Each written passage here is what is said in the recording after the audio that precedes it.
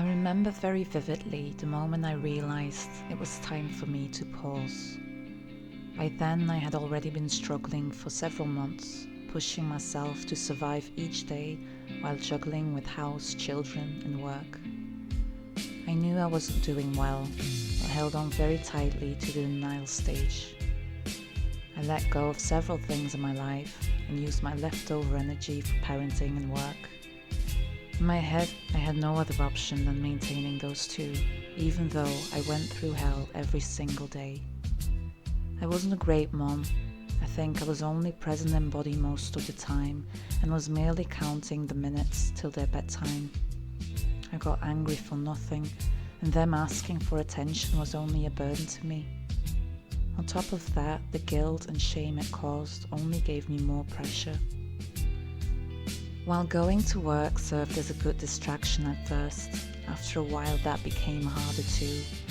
The hours before a shift I felt very anxious. I was afraid to leave the house, and during the drive there I bawled my eyes out. Some work days I can't even remember clearly because I was just present and on automatic pilot. I made some stupid mistakes, and in hindsight there were moments I was less than professional. Eventually I started avoiding my colleagues because I couldn't keep up the act anymore.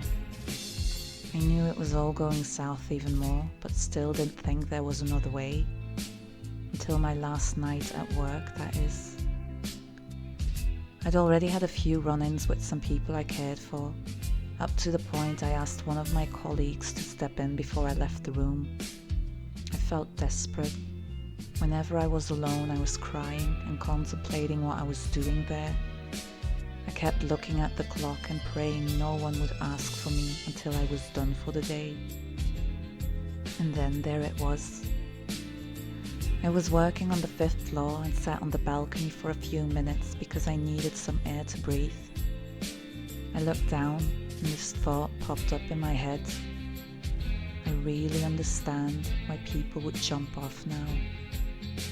It was only for a few seconds, and almost immediately after that I saw the faces of my children before my eyes and I snapped out of it. But to me that was the turning point. I had been trying to hold on for such a long time because I didn't want to give in and kept telling myself I needed the money. But that short momentum told me enough was enough. I felt I shouldn't be there any longer and found it even quite irresponsible. So that was it, the last straw for me to finally acknowledge I was done. It was a good thing though, just a split-second thought of ending my life woke me up.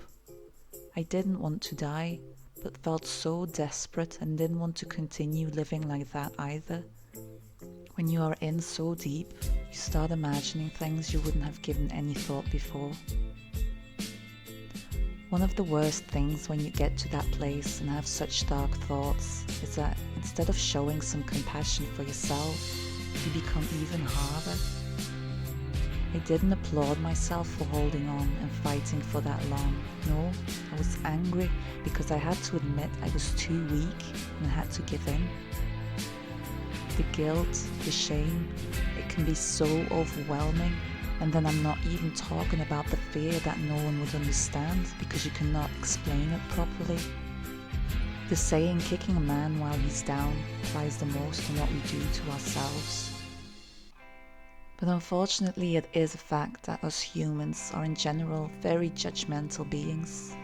We don't only kill ourselves off for making mistakes, but we are also very good at giving meaning or importance to situations of others we know nothing about.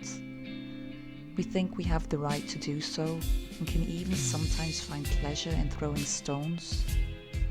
Or we take their misfortunes or misbehavior personal and hold them accountable for that. When I was young, my father attempted to commit suicide. It was a dark day from my past, which I still remember in detail and has haunted me for a very long time. At first I thought I was angry with my dad for making me witness and experience things a child never should, but I mostly just didn't understand what was happening and needed an explanation. So what did I do? I took it all very personal and was somehow convinced I had to be part of the reason why he wanted to leave. Now, as an adult, I finally realized that that theory didn't make sense, but for almost 20 years I couldn't give that incident any place. I grew up with the fear that he would try it again, and I found it very stressful to see someone else look even a bit unhappy. I avoided every conversation or situation that was slightly related to suicide, and for years I couldn't even pronounce the word. I asked my father a few questions when I was older, but other than that, the topic wasn't really mentioned at home. The taboo around it all didn't really help either. People who even consider stepping out are weak and selfish.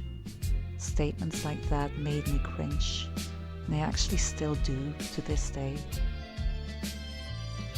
I have often heard I can be too empathetic, but I prefer it that way instead of seeing the world as a place that's either black or white, good or wrong, normal or crazy. For example, despite what some may think, I choose to believe that no one is ever born as pure evil.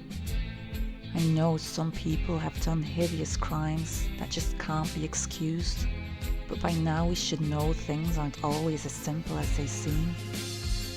Our public self-awareness sometimes holds us back in expressing empathy. Extenuating circumstances aren't always allowed, and if one even tries to share another outlook on a horrible event, they get placed next to the perpetrator. But trying to understand how anyone can get to that state of destruction is not the same as condoning them. I would like to believe that I am 100% sure that I would never commit crimes like some of the brutal murders you sometimes hear of. But honestly, I don't think I can do that. I actually think no one can do that. And the ones who claim they can, well, I'm happy for them and sincerely hope they are right. I guess the point I'm trying to make is that it might be good to get off our high horses once in a while and try to consider there may be different sides to someone's story.